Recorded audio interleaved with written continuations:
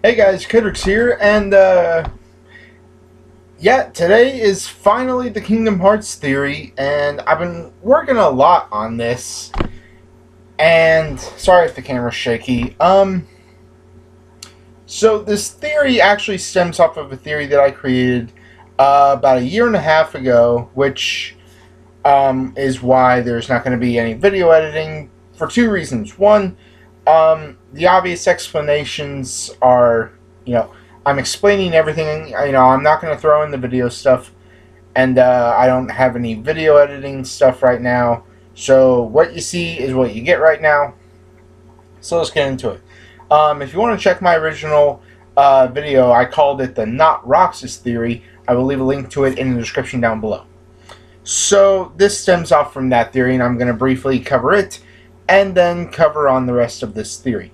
So the original theory was that the man with the yellow eye that we see at the end of the Kingdom Hearts 1 final mix secret ending was not actually Roxas, but in fact Xemnas. The reason being is for two very similar reasons. Number one, Xemnas was not sitting on top of the rock that Roxas would eventually go to see him at. And then, well, another thing.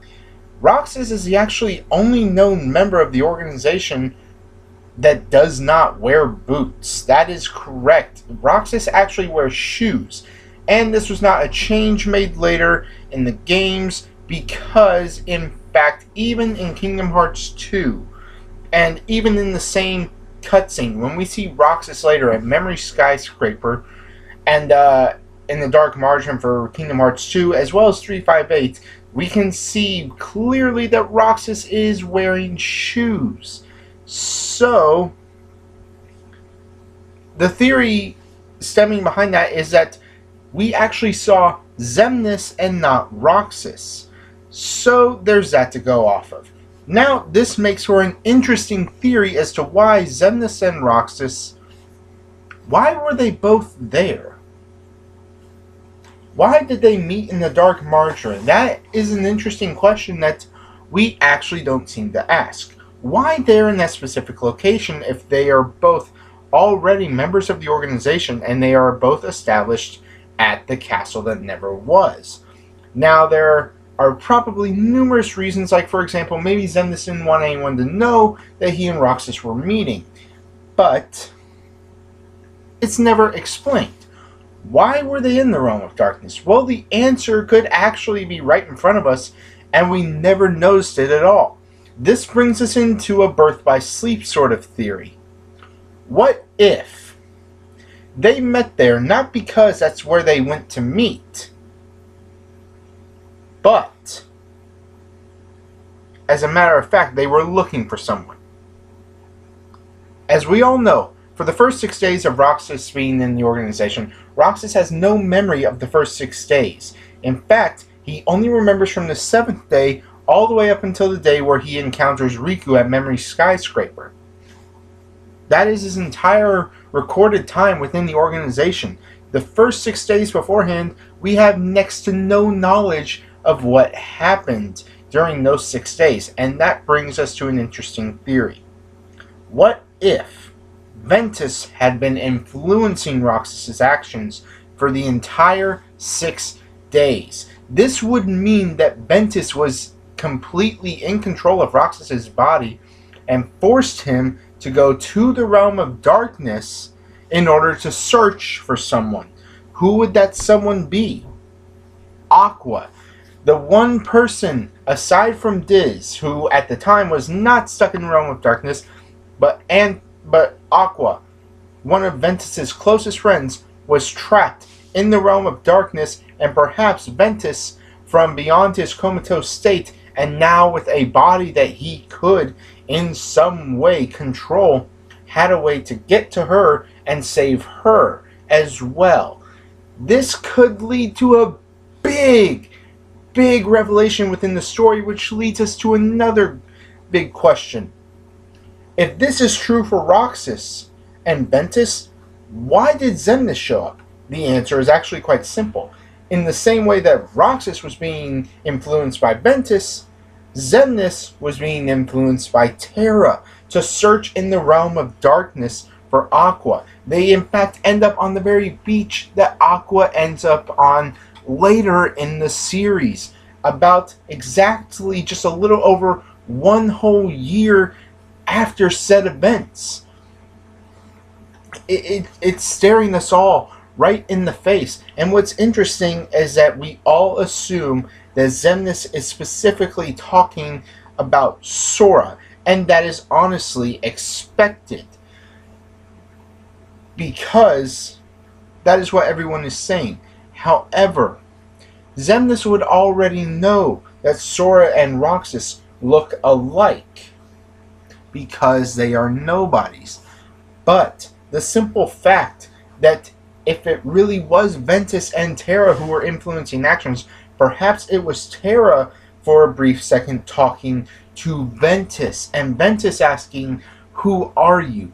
And Terra responding in, "I'm what's left," or maybe "I'm all there ever was." Perhaps these were words from Terra, and in fact, when he said, "Do you remember your true name?" Ventus was trying to remember, but was being forced and influenced by Roxas, who was now starting to break his way through the surface through Ventus's sort of control. And when Xemnas finally flipped the game on top of Terra, he took control and said the name Sora, which re-influenced Roxas and completely awoke him and just made Roxas's existence even stronger than before, pushing Ventus all the way down. This could lead to a very, very big just change within the series. Now, why is this even important? Because of one other simple piece of evidence.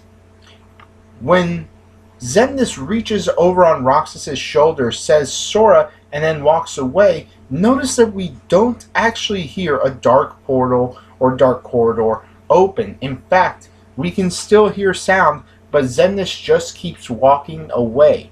And the direction he is walking in is the same direction as, drumroll please, that's not going to happen, the very rock that both he and Roxas came from. Why is that? Why is that rock so special that two characters would not only go through it to get into the realm of darkness, but Xemnas may have also used the same way to get out? It is possible that there is a dimensional link to that specific point in the realm of darkness that could lead out of the realm of darkness and into the world that never was, leading back into the realm of the twilight, the realm in between.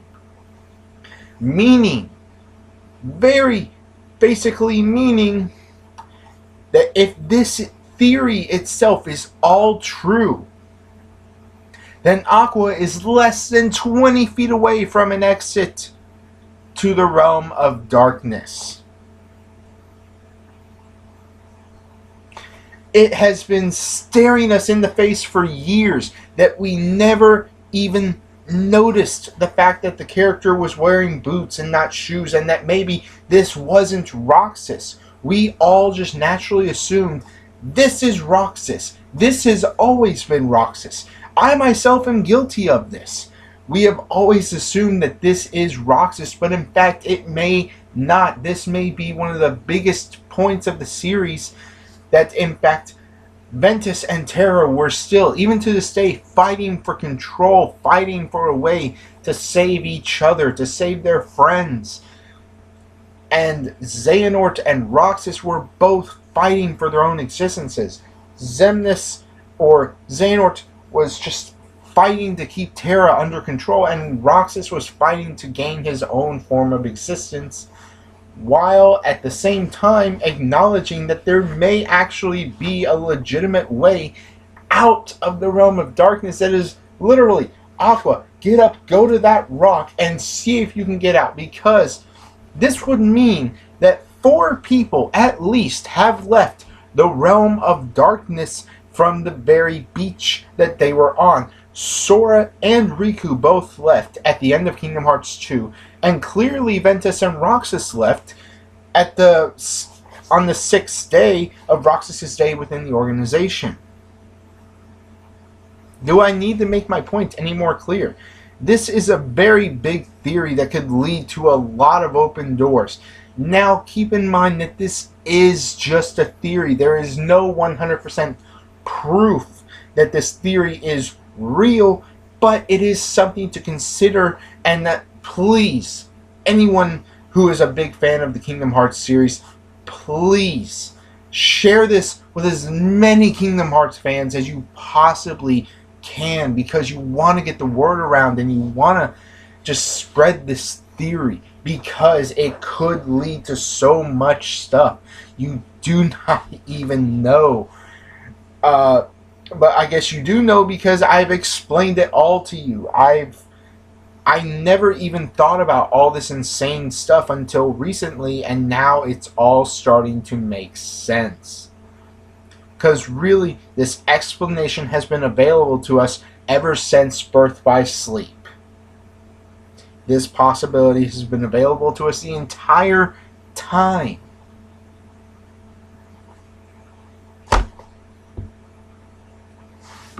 Well, that's it for this theory, you guys.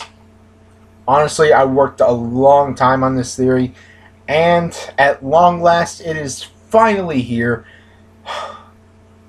Yeah, it's a pretty big theory. I mean, think about it. The Realm of Darkness has been connected to a lot of characters, and it would not be surprising since Ventus is in fact stuck within the Realm of Between.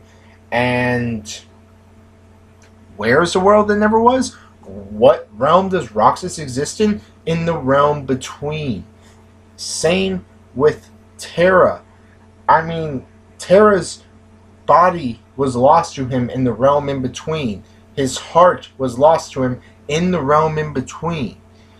And his body may not any longer, remain in the Realm in Between, but his mind does within the Keyblade Graveyard. The Keyblade Graveyard has not technically been specified, though, as being in the Realm of Light, the Realm of Darkness, or the Realm in Between. But since it is the meeting place for every type of Keyblade wielder, I'm going to naturally assume it's the Realm in Between. And it just makes sense to me, you guys. So, let me know what you guys thought of this theory in the comment section down below. Please give your opinions. I would love to hear this. I love talking to the Kingdom Hearts community.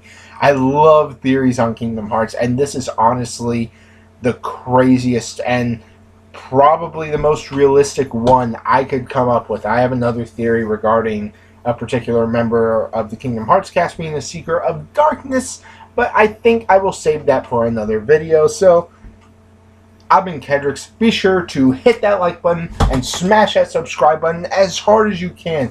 And seriously, I'm not even kidding you. Leave a comment on your theory, on your own opinion of the theory. Did it make sense? Was it too complicated? Does it mean nothing? Did I ruin the series for you entirely by bringing this possibility to the table? Whatever you got, I'll read every comment. You can believe it. I cannot wait.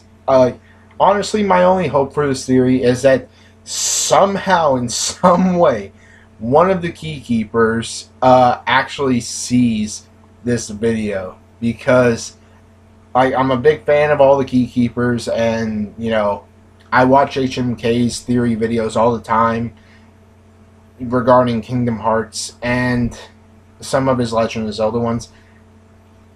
And just one day I had the theory and it just made complete sense. Everything fell into place. I'm rambling on, you guys. I've been Kedrix. Have an awesome day, people. Peace out. And I'll catch y'all later.